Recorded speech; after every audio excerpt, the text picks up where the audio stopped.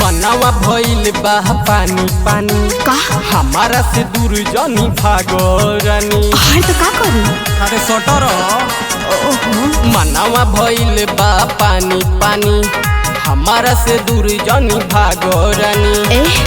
इहे तो रहनिया राऊ तनी को न भावेला तनी को न भावेला खोले जन कमरिया से सड़िया राजा पहने नया वेला। हम बानी न खोले जन कमरिया से सड़िया राजा पहने नया वेला। अरे हटी ना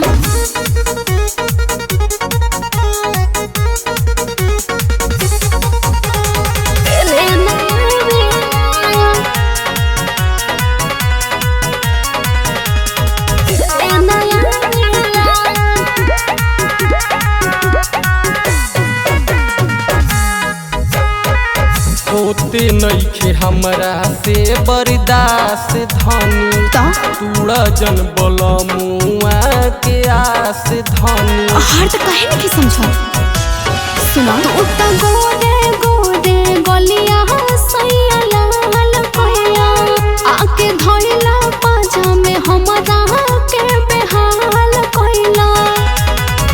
इहे राउर चलिया हम जिया राजा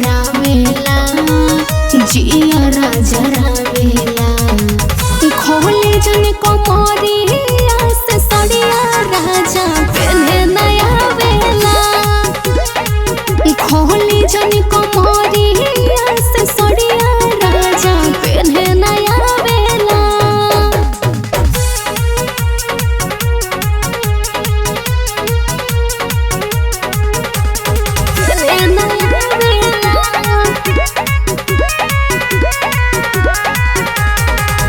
देखिले जे देहिया तो हर दुधिया लेखा खुद के लदिलवा खुद गुदिया लेखा।